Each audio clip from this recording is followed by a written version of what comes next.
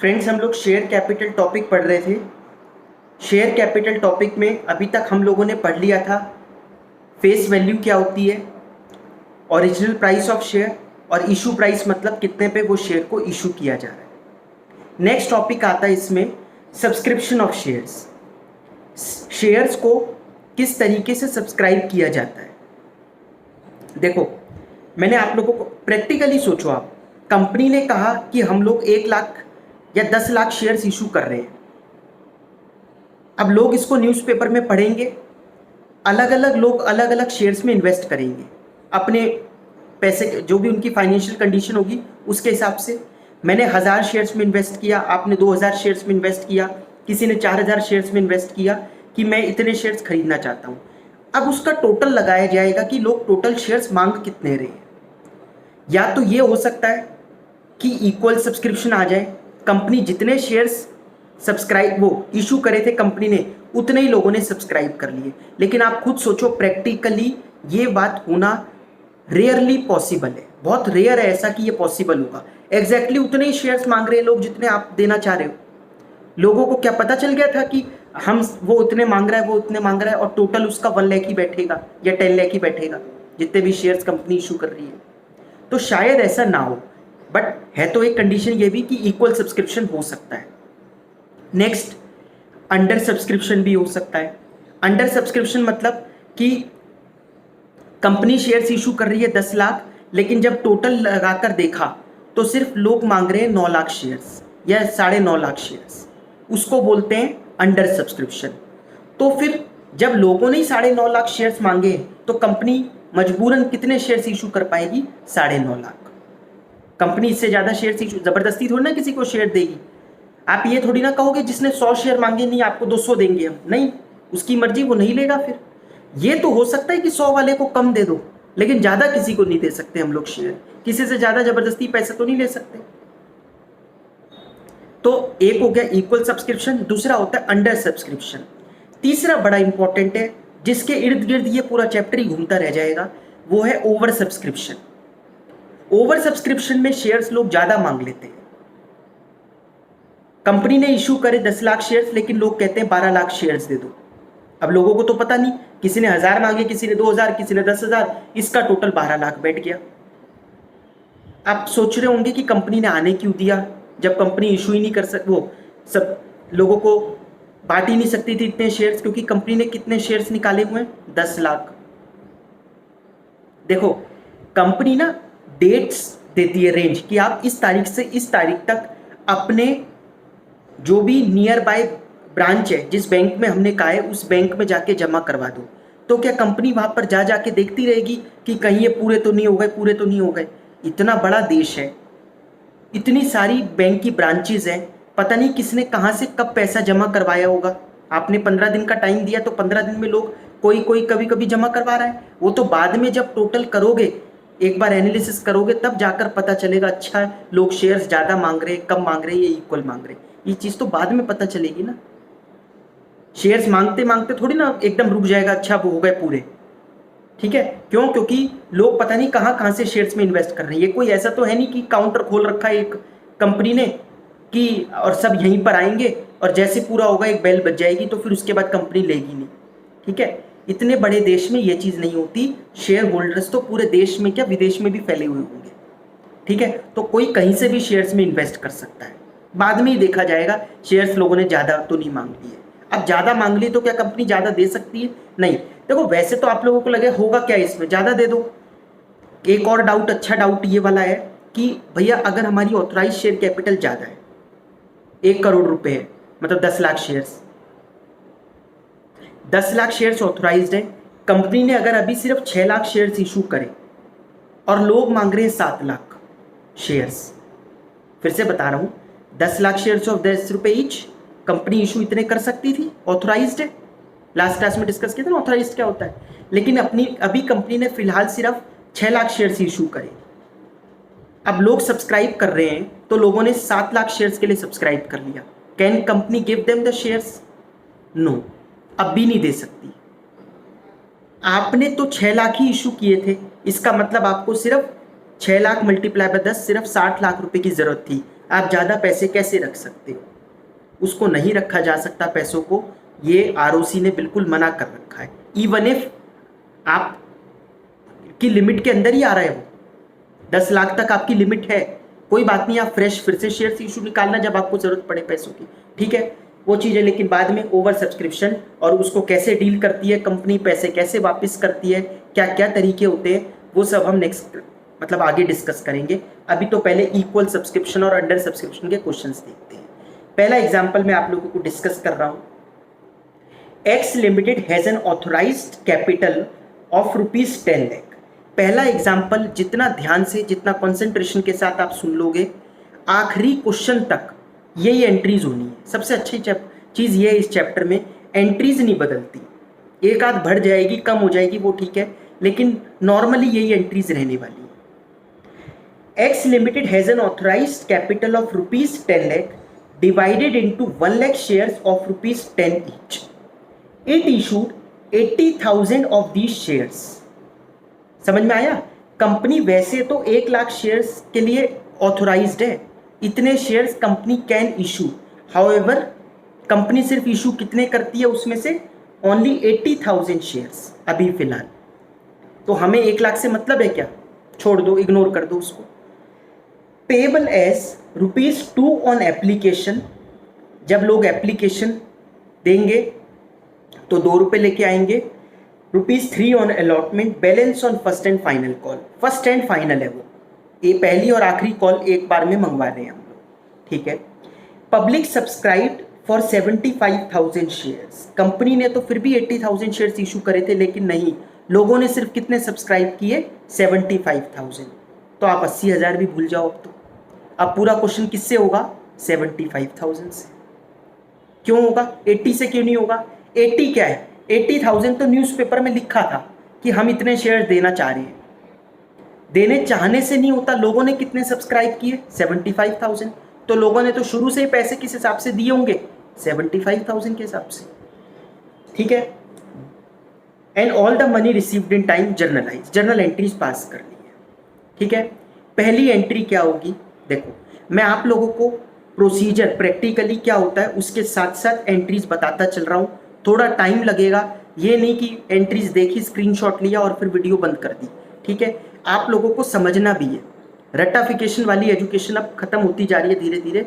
आप लोगों को जितनी एनालिसिस करनी है, जितनी एनालिसिस करोगे, जितना समझोगे, उतना बढ़िया है, ठीक है। लेकिन फिर भी मैं ज़्यादा नहीं बोलता, जो जिसको करना है वो कर रहा है, जिसको नहीं करना वो फिर जैसे चल रहा है चलाओ, ठीक है।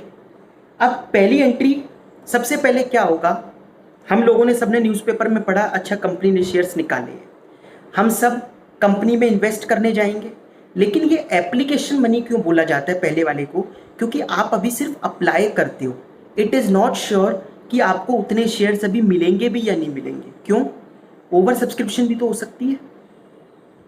ओवर सब्सक्रिप्शन के केस में क्या होता है? शेयर्स लोग ज़्यादा मांग रहे होते हैं, कंपनी इतने शेयर दे नहीं सकती, तो किसी ना किसी के तो वापस आएंगे पैसे।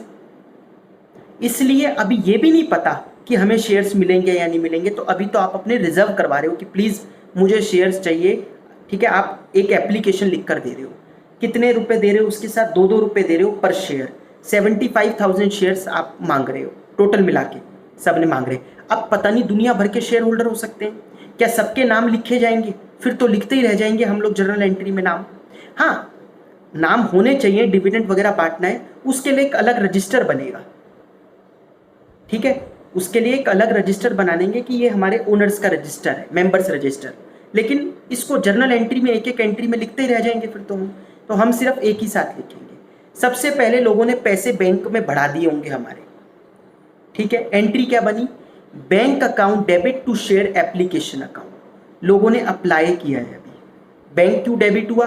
फर्म कंपनी में पैसा आ रहा है, किस चीज़ का आ रहा है? एप्लीकेशन का, टू शेयर एप्लीकेशन। कितने शेयर्स? ब्रैकेट में 75,000 शेयर्स इंटू ₹2, तो कितने हो गए? 1,50,000 rupees. Bank account debit to share application 1,50,000, 1,50,000। Next entry, share application account debit to share capital account. अब ये क्या किया हमने? ये सारे जो पैसे हैं ये है तो कैपिटल के ही, ₹2, ₹3, ₹5, ये टोटल कितना बैठेगा? ₹10। ये किस चीज़ क्या है, ये शेयर कैपिटल ही तो है। ये सारा पैसा अल्टीमेटली कहाँ ट्रांसफ़र होना है, कैपिटल में। इस वजह से अब हम क्या करते हैं, इस पैसे को कैपिटल में ट्रांसफ़र कर देते हैं। तो नेक्स्ट एंट्री होएगी share application account debit to share capital account 1,50,000 1,50,000। आ गई बात समझ में आप लोगों को ये? नेक्स्ट देखो, 3 रुपए अलॉटमेंट के मंगवाए, अब क्या होगा? अब कंपनी के पास जब शेयर्स के लिए एप्लीकेशंस आई, कंपनी चेक करेगी सारी एप्लीकेशंस, अच्छा ये है, सबके नाम वाम सही से हैं, सबका आधार कार्ड वगैरह जो भी कंपनी को देखना होगा देख दाख के कंपनी ने देखा अच्छा लोग शेयर ज़्यादा तो नहीं मांग रहे, तो इतने शेयर सबको मिल सकते हैं, कोई प्रॉब्लम नहीं है। अब अलॉटमेंट के लेटर भिजवा दिए सबके यहाँ कि आप कॉन्ग्रेचुलेशंस, आपने जितने शेयर्स मांगे थे आपको उतने शेयर्स मिल रहे हैं। ये मैं बता तो थोड़ा वैसे रहा हूँ, लेकिन आजकल ये ऑनलाइन होती है चीज़ें। तो आपको अलॉटमेंट का लेटर ईमेल कर दिया जाएगा कि इतने शेयर्स आपको अलॉट किए जा रहे हैं, अब कृपया करके आप 3 रुपये पर शेयर भिजवा दें। अब मेरे पास लेटर क्या आएगा, अगर मैंने 1000 शेयर्स के लिए मांगा है, 1000 × 3 की 3000 रुपये भिजवा दो। जिसने 500 शेयर मांगे उसके पास आएगा 500 × 3 1500 रुपये भिजवा दो। ठीक है, तो हम लोगों को कॉन्ग्रेचुलेशंस के साथ साथ ये अलॉटमेंट का लेटर आ जाएगा और आपको कहा जाएगा ये अलॉटमेंट की मनी भिजवा दीजिए। अब क्या एंट्री होगी, अब पहले से कंपनी को श्योरिटी हो गई जब कंपनी ने लेटर भिजवाए कि अब ये पैसे आने ही हैं, ड्यू हो गए, क्योंकि कंपनी ने मंगवाए तो पैसे ड्यू हो गए। तो अब क्या होगा, कैपिटल में डालने की एंट्री पहले ही हो जाएगी, मिलने की बाद में होगी। पैसे मिलने की बाद में होगी। अब से पहले हम ये एंट्री कर देंगे कि share allotment account debit to share capital account. ठीक है, अब डाउट सबसे पहला ये आता है, बाय चांस अगर ना मिले तो। देखो ये डाउट तो अब हर चीज में नेगेटिविटी नहीं घुसानी चाहिए हम लोगों को। सबसे पहला यही डाउट कि अगर पैसे ना मिले तो, ये तो 11 से पढ़ते आ रहे, क्रेडिट पर सेल करी तो एंट्री डेटर टू सेल कर देते हैं, पैसे ना मिले तो वो तो वहीं खत्म हो गया। फिर तो अक्रूवल बेसिस ही नहीं कुछ रहेगा ना। अगर इतनी नेगेटिविटी के बारे में हम सोचेंगे कि शायद ये ना हो वो ना हो, फिर तो कुछ भी नहीं हो सकता हम लोगों का। ठीक है, इस वजह से अब क्या करेंगे, हम अलॉटमेंट का पैसा कैपिटल में ट्रांसफर कर देंगे, क्योंकि लीगली कंपनी को मिलना है पैसा। ठीक है, लीगली तो कंपनी को मिलना ही है पैसा। तो share allotment account debit to share capital account, क्या अमाउंट कितना आएगा, 75,000 × ₹3। कितना हो गया ये शेयर, 2,25,000 बन जाएगा। समझ में आया आप लोगों को? ये हम लोगों ने ड्यू करके छोड़ दिया। अब लोगों ने पढ़ा होगा, लोगों ने पैसे दे दिए होंगे। Bank account debit to share allotment account, bank account debit to share allotment account. समझ में आया? ये एंट्री हो जाएगी। नेक्स्ट, अब जब कंपनी का मन करेगा, कंपनी 5 रुपए जो बचे हुए वो और मंगवा लेगी। 5 रुपए क्यों बोला, 10 रुपए का शेयर था, 2 एप्लीकेशन पे आ गए, 3 अलॉटमेंट पे, 5 ही बचे। तो 5 रुपए कंपनी अब फर्स्ट एंड फाइनल कॉल पे मंगवाएगी। उसकी क्या एंट्री होगी, share first and final call account debit to share capital account. अब देखो ड्यू करने की पहले एंट्री कर दी, जैसे ही मंगवाए वैसे ही ड्यू कर दो, क्योंकि अब मिल नहीं है पैसे। अब कैसे वो मना कर सकते हैं, और क्यों मना करेंगे, उनकी बुद्धि थोड़ी ना फिर गई है कि वो मना करेंगे। कोई अगर नहीं पैसे दे पाता तो उसके लिए बहुत बेचारे की मजबूरी होगी जो नहीं दे पाया। वो तो चाहता है कि मेरे शेयर्स खत्म ना हो, तो वो तो पैसे देगा ही, खत्म करेगा ये चीज़, है ना। तो नेक्स्ट एंट्री होगी share first and final call account debit to share capital. कितने से होगी ये, 75,000 × 5 रुपये। 75,000 × 5 से ये एंट्री हो जाएगी।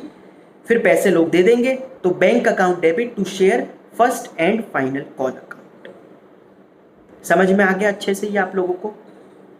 ये 6 एंट्रीज थी जो मैंने आप लोगों को बताई। ये एंट्रीज अगर आप लोगों को समझ में आ गई तो बहुत ज़रूरी है समझना, ठीक है, क्योंकि इसी के बेसिस पर सारी एंट्रीज हुई। अच्छा, ये जो इसकी नरेशन होती है, स्कूलों में तो नरेशन बहुत लंबी भी लिखवाते हैं। नरेशन आपकी लैंग्वेज कोई चेक नहीं कर रहा, आप क्या लिख रहे हो, नहीं लिख रहे तो मार्क्स जरूर कट जाएंगे।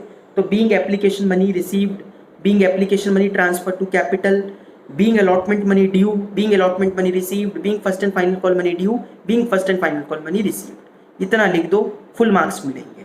ठीक है, नहीं तो लिखने को तो बीइंग इतने shares at the rate of rupees इतने each called by the company या issued on which application money was receive, लिखते रहो फिर बैठे हुए, ठीक है, उसका कोई फायदा नहीं है। एग्जाम्पल 2 और देखिए आप लोग, एग्जाम्पल 2 में लिखा है Y limited issued 1 lakh shares of ₹20 each at a premium of 10%, premium of 10%, share ज़्यादा पे इशू हो रहे, payable as ₹5 on application, ₹7 on allotment, ₹2 on first call and balance on second and final call. फिर से देखो, वाई लिमिटेड ने issue करे 1 lakh share 20 रुपए के, एक 10% के प्रीमियम पे, इसका मतलब 20 रुपए का 10% कितना होता है, 2 रुपए, तो पैसे कितने रिसीव होंगे, 22 रुपए। तो लोगों को बता के दे रहे हैं कि ये 20 रुपए का शेयर है लेकिन आपको 22 देने हैं, और लोग देंगे। 5 रुपए एप्लीकेशन पर, 7 रुपए अलॉटमेंट पे, 2 रुपए फर्स्ट कॉल पर, ये कितने हो गए, 14 रुपीज, तो यही हो गए। तो कितने बचे, 8 रुपीज बचे, 8 आ जाएंगे balance on second and final call, ठीक है। ये बैलेंस जानबूझ के लिख के दिया जाता है पेपर्स में, कई लोग बेचारे बैलेंस नहीं निकाल पाते, ठीक है। तो आप लोगों को ध्यान रखना है बैलेंस कैसे निकाला, भाई पेबल है ना कि कितना पे करना है, तो जब 5 रुपये एप्लीकेशन पे कर दिया, 7 रुपये अलॉटमेंट पे कर दिया, 12 और 2 रुपये और पे कर दिया, 14, ये हो ही गए, 22 रुपीज़ मिलने थे तो 8 रुपये बचते। आ गई बात समझ में। Public subscribe for in full, लोगों ने पूरे सब्सक्राइब करें, जर्नल एंट्रीज पास करनी है, इक्वल सब्सक्रिप्शन का क्वेश्चन है। पहली एंट्री क्या होगी, bank account debit to share application account, लोग सबसे पहले क्या लेके आएंगे, एप्लीकेशन मनी, जो कि कितने की है, 5 रुपए की, तो 1 लाख इंटू ₹5 है ना, 1 लाख इंटू 5 करके हो जाएगी bank account debit to share application account. Next, share application account debit, इसका पैसा कहाँ ट्रांसफर कर दो, कैपिटल में, टू शेयर कैपिटल अकाउंट, ठीक है, share application account debit to share capital account. Next, अब इसके बाद अलॉटमेंट मनी आ रही है। अच्छा, ये जो 2 रुपए का प्रीमियम आया, ये तो पता है ये कैपिटल का हिस्सा नहीं है, ये प्रीमियम का हिस्सा, और प्रीमियम के लिए मैंने आपको बताया था कहाँ ट्रांसफर करना होता है, सिक्योरिटी प्रीमियम रिजर्व अकाउंट में करना है, सिक्योरिटी प्रीमियम रिजर्व में।